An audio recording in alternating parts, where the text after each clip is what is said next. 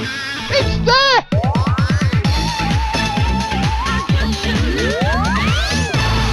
Holy moly, this one's going to go big. Hello and welcome back to the channel. So just going to have a little bit of a channel update for this video.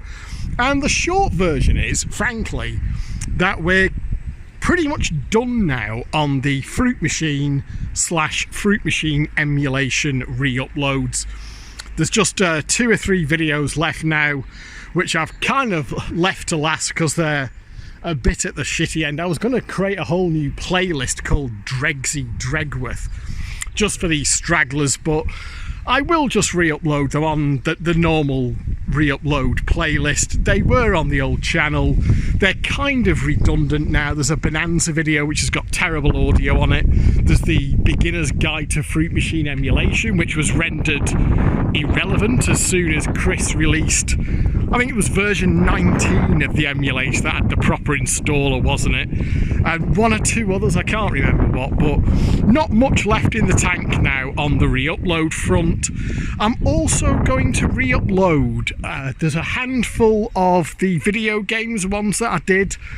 We've got Continental Circus and Chase HQ, a couple of the ones about the PS4, The Last of Us, and I think there's a God of War in there. Video games I'm very, very keen on. The videos that I made about them weren't particularly popular on the old channel, so I'm not expecting that to change on the new one. But there was content on the old channel, and I thought I may as well re-upload it just in case anyone does want to watch it.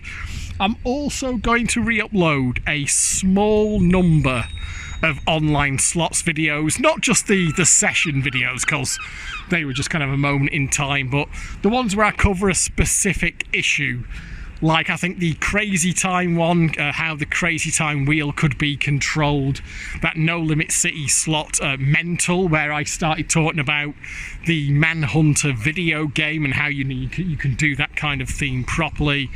My massively spawny win on the final countdown, the one where I cover video poker and the stats side of thing, but only a small number. I've only got, God, maybe 5 or 6 videos from the old online slot stuff in mind to re-upload. And after that, that will pretty much be it then for the re-uploads. So at that point, we are going to be dependent on me making new videos, which I am intending to do, and I have done some since I've fired up this new Harry Headwound channel. There have been a few new videos. The most recent one, of course, was the Betcom, the cheating Betcoms with the box, and obviously there's a couple of videos that I made for my trip away from my dad getting ill and dying and then the funeral. There are some other Fruit Machine ones that I would like to make. Particular one is Barcrest Revolution, where we got some early ROMs that you could empty. Albeit it took a long time. I put quite a bit of practice into that and did eventually manage to empty it, although it took me a very long time. So I need to just refresh my sort of skills on that one, see if I can get the Revolution video made. I'm also intending just to start a thread over at Desert Island Fruits, just to ask for suggestions for machines that I've missed. That's machines that are emulated, where we've got ROMs that you can do something with, but I haven't made a video about. I am aware that there are a few that fall into that category. Things where they're just little traps or tricks or cheats that would probably be worth making a quick video about, just to try and box off as much stuff as I can in terms of machines that are emulated that we can do a little bit of fuckery with. So even though once those re-uploads finish, the rate of content going up on the channel will be substantially slower, I'm not intending for the channel to go anywhere. I'm not going to close it down again or anything like that. I mean, the Gambling Low Ebbs videos are back on there now, which was the ones that I was the most wary about. So I am intending for, you know, with dramatic circumstances notwithstanding, I am intending for this new channel to stick around for the long term, and I will occasionally upload new videos to it. I mean, by the time I've finished, there will be over 200 videos on the new channel, and that is about half of the total, because remember, I did split it about 50-50 between sort of Fruit Machine and Fruit Machine emulation on the one hand and the online slot stuff on the other, with a few kind of videos in the miscellaneous category. So there's probably about 200 videos that I won't be re-uploading because that's just all the online slot stuff that I'm not fussed about. But there will still be, by the time I'm done, there's going to be 200 videos up on the new channel. So it's a fair amount of content, and it has taken well over a year to get everything re-uploaded.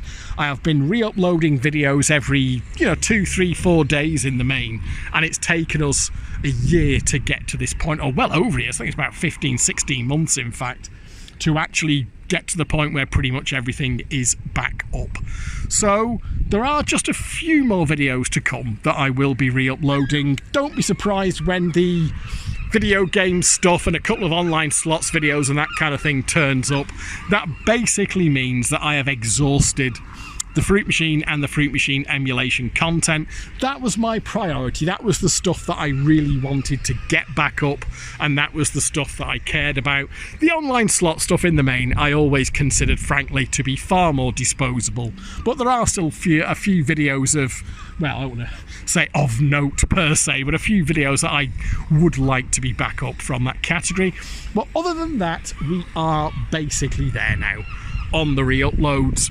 But going forward, I do intend to be putting up the occasional new video going forward, and like I say, I've got no plans for the new channel to be going anywhere. It should be there, my intention is it'll be there a year from now, 2 years from now, 3 years from now, and so on. So I thought it was just worth doing a little update here, just to let you know that we are kind of at the end of the line now, and the next 2 or 3 videos won't be up to much, but I just thought I would get them back up there because they were content on the old channel. As I say, I will be doing a shout out over at Desert Island Fruits, just asking for suggestions for content that I can make about machines that I've missed that have got a little bit of something on them. I know there are a few out there that I haven't done. There's a couple, I think there's a couple of globals that have got little traps on them for jackpots and that kind of thing, where you can get a jackpot out of them earlier than they would let you doing it on a straight force, that kind of thing. But other than that, I think that's about where we are. So thank you very much for watching. Hope you've just enjoyed this brief update. I will catch up with you next time, but for now it is, as ever, goodbye. This is Douglas, by the way. I'm not usually, I do this stuff in Ramsey, but I'm actually in Douglas today. That's the Douglas Bay there. Can you see? Can I actually? Oh, I can zoom in. Now then, what have we got there? One of them boats is our new boat, which has just arrived in the last few days. I think it cost 74 million quid, that thing. That's the new steam packet boat called the Manxman, which we've just bought. The other one that you can see there is a cruise liner, which is just in port at the moment as well. That's Douglas Head up over there, and Onken Head down there. The beach is rather quiet. There are pictures from the Isle of Man in its tourist heyday.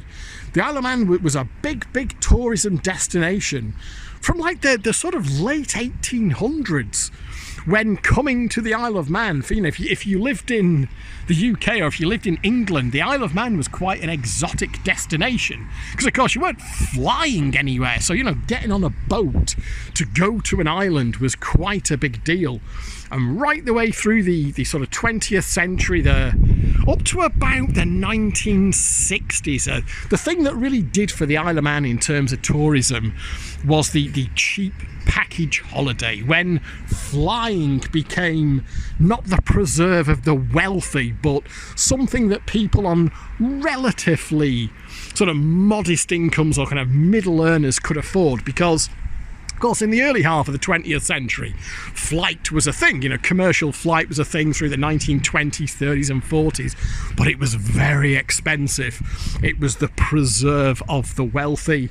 But going through the 50s and certainly the 60s and 70s, it became commercially viable to run those bigger jets, the big jets like the sort of 747 came into service, could get hundreds of people around the place at a time, and it became affordable. And holidays to Spain and Portugal, that kind of thing became possible. And as much as I love the Isle of Man, the thing you can't always rely on, even in the middle of summer, is the weather. I mean, we've got some ominous clouds here. It's a day in July, and I believe it is supposed to be starting raining later on. So the thing that these other destinations could give that the Isle of Man couldn't was pretty much guaranteed hot, sunny weather. But there are pictures from the 1940s, 50s, 60s, and far earlier than that. There are some from, like the late 1890s, the early 1900s, and those beaches would be absolutely rammed with people who were here on holiday. We do still have a tourism industry, but we don't get tourists in the way that we used to do. It's not a mainstream tourism destination because people now jump on a flight. You can fly so cheaply now, and the likes of EasyJet and Ryanair, and take themselves away to a foreign clime. I mean, the Isle of Man is still a beautiful place, and I would very much recommend coming here. But if you're wanting to sit on the beach type and work on your tan, the Isle of Man, frankly, is not where people come these days. So the beach is very quiet, but this is Douglas Bay here, and a lot of what you can see here, there's still a lot of construction around here that was a product of its tourism heyday. The whole promenade you can see down there is hotels, or what were hotels. Many of them have been knocked down over the years and been rebuilt with apartments on there. The place where the hotels were, or where the original buildings are still standing, they've now been converted into sort of flats, apartments, rather than hotels. There are still hotels down the prom, but not like it was back in the day when the whole promenade and the streets going up there into the centre of Douglas were all hotels and guest houses. It's not like that now. But anyway, that was a little bit of waffle at the end there. You always rely on Dexter to get a bit of waffling, can't you? So I'll leave it there. About 5 minutes later than I was expecting. Catch up with you next time, but bye for now.